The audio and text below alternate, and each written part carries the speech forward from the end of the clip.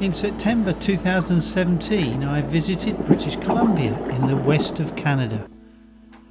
As I travelled through this spectacular scenery, I was stunned by its breathtaking beauty.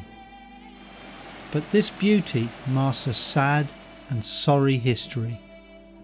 Like the Aborigines in Australia and the Native Americans in the United States, European settlers have systematically robbed the indigenous peoples here of their land, their rights, their language, and even their very identity.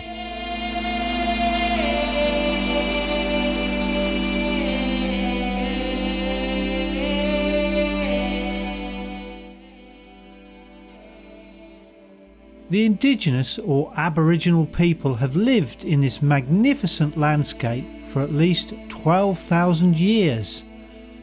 But about 500 years ago, the first European settlers, French and English, arrived and gradually took over the indigenous people's land, forcing them onto designated reserves. Once on reserves, the authorities, who called the indigenous people Indians, withheld their food for so long that much of it rotted, forcing the Indians into a decades-long cycle of malnutrition, tuberculosis and other diseases. Thousands died.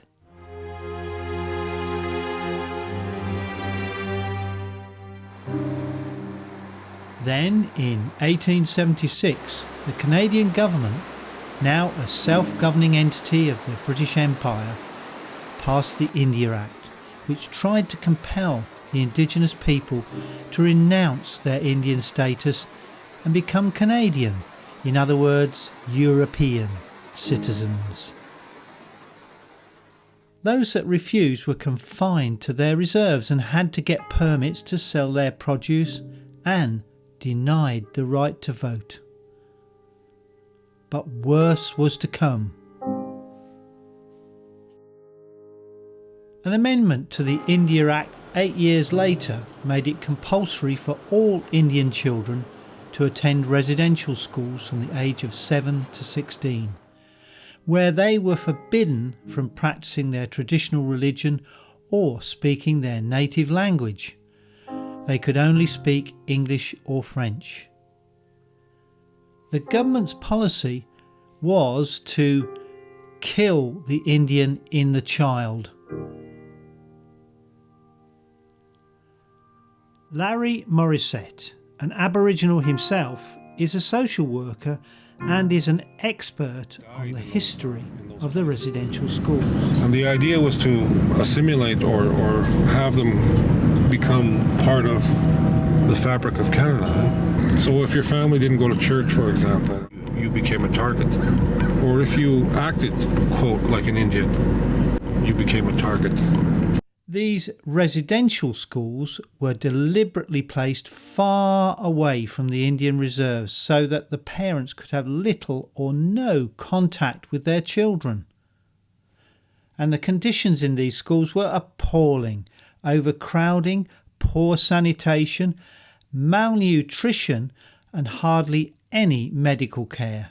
You know, they experienced things like hunger, loneliness, and then add on the issue where some were sexually and physically abused. A lot of them died in those places.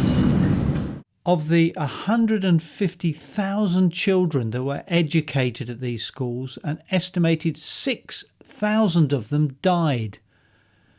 And for the survivors, many of them suffered long-lasting emotional damage. And these kids, after going to these schools for a number of years, they came back with, no connection to their community. They had lost their language.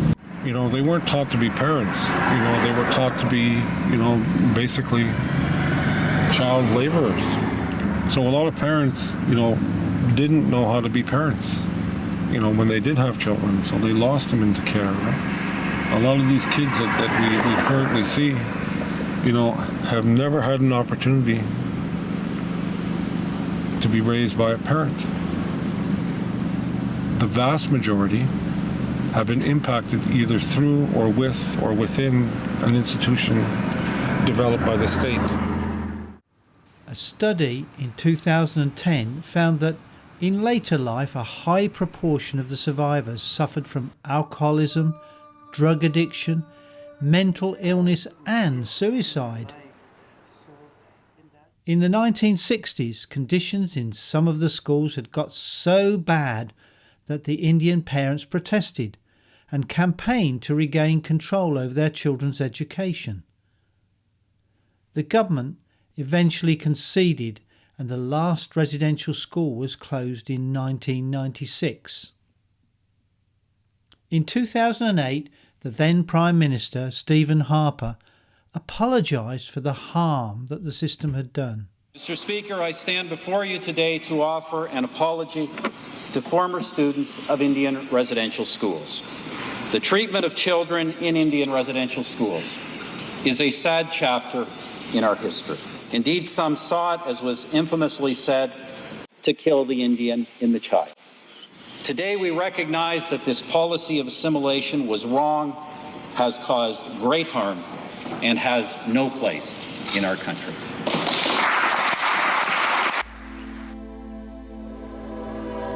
Over the years, there have also been changes to the Indian Act of 1876, which, although still in force today, have at least removed a number of discriminatory rules.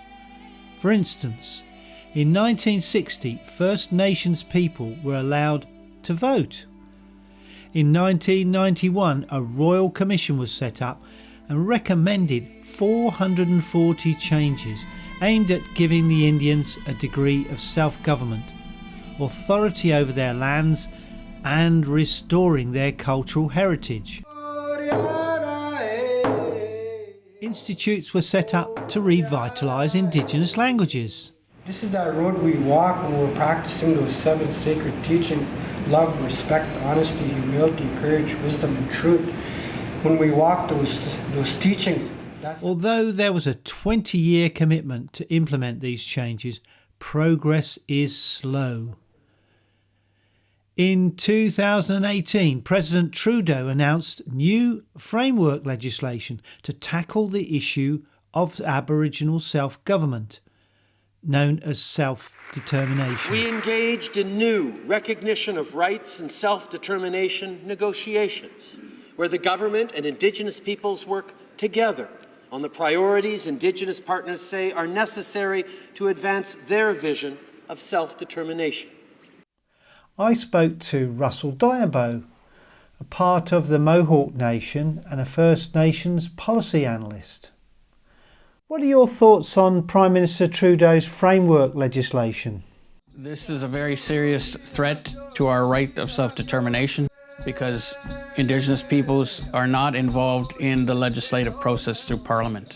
The problem is this legislation is based on 10 federal principles on Indigenous relationships that the federal government introduced without consulting Indigenous peoples last July in 2017. Those 10 principles basically undermine the UN Declaration on the Rights of Indigenous Peoples, maintain the existing constitutional framework of Canada where the federal and provincial governments have domination over us as Indigenous peoples. So, what do you feel should happen next? We should be looking at this information very carefully and telling the Prime Minister to start over and start talking to the real rights holders, the people in the communities. The policies behind civilizing and assimilating us has always, created some type of negative outcome. And that outcome being that the loss of rights, the loss of dignity, and more importantly, the loss of culture and language.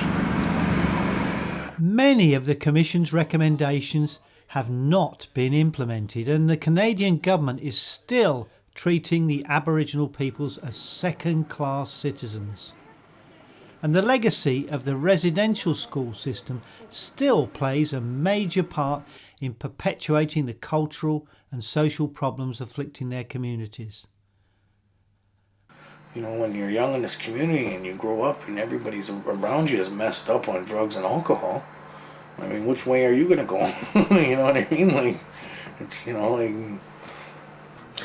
Just a lot of things, a lot of trauma I went through growing up. If it wasn't my father beating me, it was my mother, so... After being institutionalized most of my life and all my friends being institutionalized and stuff, like, we see it for what it is, eh? Like, you know, it's a form of genocide, eh?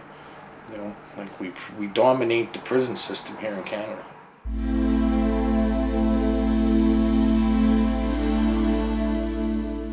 As I travelled through this beautiful country, I wonder if the Aboriginal peoples will ever be able to live peacefully and happily on these lands again, as they did in the days before the European settlers set foot here, 500 years ago.